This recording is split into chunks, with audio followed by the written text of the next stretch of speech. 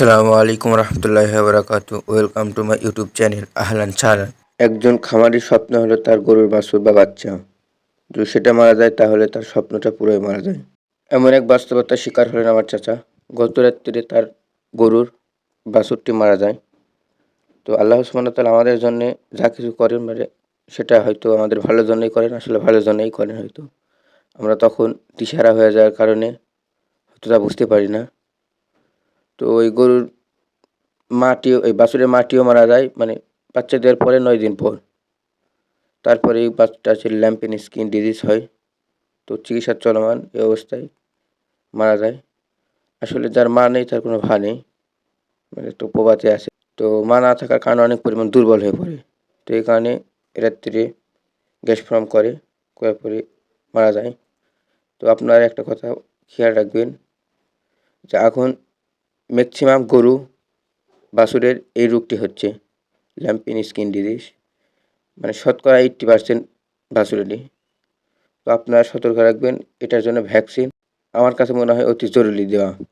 কারণ আমরা ভাবি যে হলো একটা গরুর জন্য দিব, আসলে একটা গরুর জন্য আপনার খরচ হলো না হলো 3,000 টাকা, কিন্তু এই রোগটি হলে আপনার অনেক পরিমাণ খরচ হয়ে যাবে। যদি আল্লাহ না করে যদি একটা বাচ্চা মারা যায় তাহলে আপনার স্বপ্ন পুরোটাই মারা যাবে।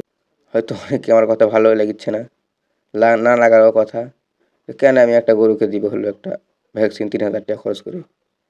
আসলে ভাই দেখেন, 3,000 টাকা একটা ম্যাটার না। যদি আল্লাহ না করুক আপনার বাচ্চাটি মারা যায় তাহলে অনেক টাকা লস হয়ে যাবে, মানে একটা স্বপ্নটাই হারিয়ে যাবে, ফুরিয়ে যাবে। একটা খামারের স্বপ্নটাই হলো তার গরুর বাছুর, ওটা দ্বারাই তার স্বপ্ন পূরণ হবে, ওটা দ্বারা তার খামার বৃদ্ধি হবে। আসলে ভাই আমি হলো মানে বেশি বড় খামারিদের বলছি না উদ্দেশ্য করে, আমি ছোট যাদের হলো বাসাতে একটা দুটা গরু আছে বা পালন করতে চাচ্ছেন বা পালন করেন, এরকম লোকদের বলছি ভাই। আমার অত জ্ঞান নেই হয়তো তাদের বলার জন্য, বড় লোকদের, বড় খামারিদের। তো ছোট যাদের আছে একটা দুইটি তাদের জন্যে ভাই দেখেন 3,000 টাকা একটা বিষয় না।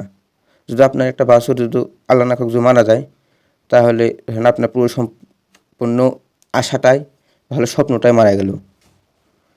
কোনো দেখেন এই রোগটা এখন বেশি ছড়াচ্ছে, এফএমডি আর হলো ল্যাম্পিং স্কিন ডিজিজ এই রোগটার ভ্যাকসিন আমার মনে হয় যদি গর্ভাবস্থায় দেওয়া যায় বা তারপরেও যদি দেন তাহলে আশা করি মানে এই রোগটা আক্রমণ করবে না বাছুরে।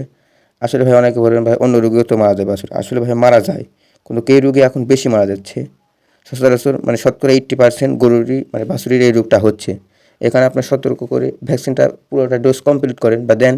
আর আল্লাহ সুবহানাহু ওয়া তাআলা যেন ওই লোককে ধৈর্য ধারণ করার তৌফিক দান করেন। আর সকলে আমার জন্য দোয়া করবেন। আল্লাহ হাফেজ।